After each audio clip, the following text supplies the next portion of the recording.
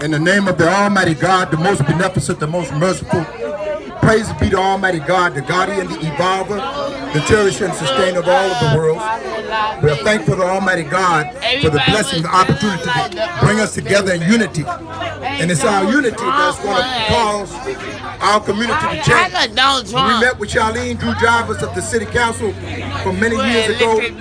She says that this is still Chocolate City for her money. But our tax money does not pay for police harassment. It does not pay for police homicide. Our tax dollar does not pay for police abuse of power. You must use your power in order to raise your community in dignity and self-respect. The Honorable Adam Clayton Powell said to us that we want back what you have stolen from us, okay? And he said, when we get it, he didn't say if we get it. He said, when we get it, we will have our dignity, our self-respect, but we will have our integrity.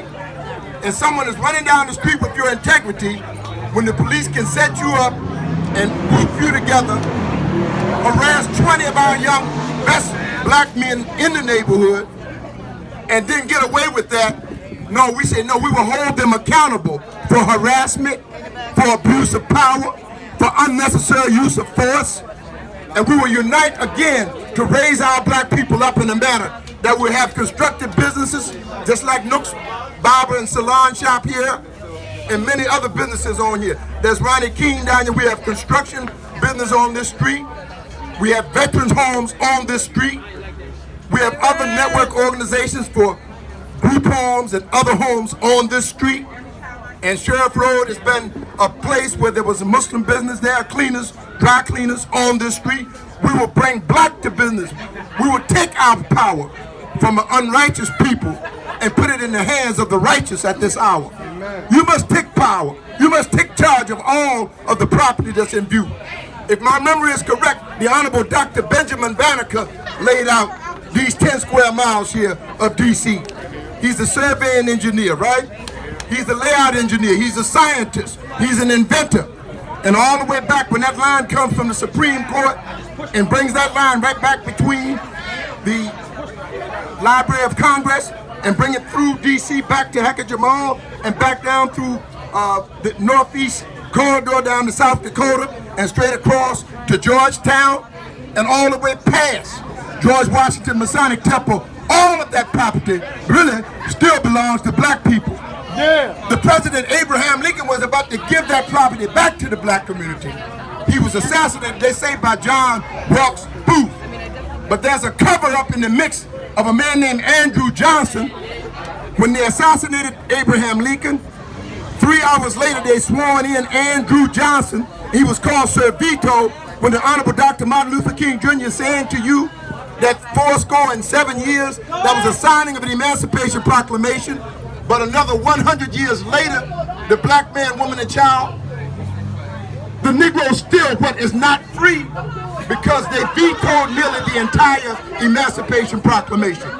We come today to tell you to unite. You all that are distant, you should come together. And we will use our power against a tyranny and an oppression and against a Trump regime, against a racist police chief, and those who practice racism up and down Sheriff into Minnesota, on past Pennsylvania, all the way to Good Hope Road. From dead-end Eastern Avenue to dead-end Good Hope Road, there's an injustice on this corridor that must be addressed. Yeah. And we're the ones that address. Can we bring back, give yourselves a round of applause for coming out here today to stand up for the black community and stand up to support our black youth to get a better thing going, to get a different theme going. Is that right, Brother Gregory? We're going to get a different theme going. Is that right, Brother Anthony? A different theme in the black community. And identify for power structure, which we will provide. I'm the National Chief of Staff of the Black Panther Party, and I'm telling you, we will provide security. We don't always need the police in the community to safeguard and protect. Because as you and I know, many times they don't come to safeguard and protect. They come to shoot and kill. If Obama's taught on transitional transformation, we have been transformed. Where did officer-friendly, user-friendly officer go? And we have become the victims of a police bullet or the police gun, but those are taxpayers that buy the squad car, the tires, the gas, the oil, the uniform, and the camera that's supposed to be on the front of that.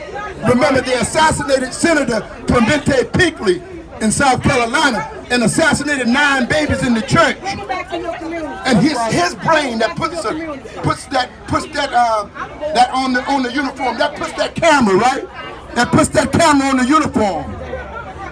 All right, all praise to the Almighty God. I want you to unite, support your ANC representative, Brother Anthony Green. He has a lot to share. Support Brother Green. He's an organizer in the community. Support Brother Al Malik Farrakhan, who is an organizer in the community across the street. And Black Lives Matter is out here. The Panther Party is out here. There are many organizations that are out here. That's it. Thank you.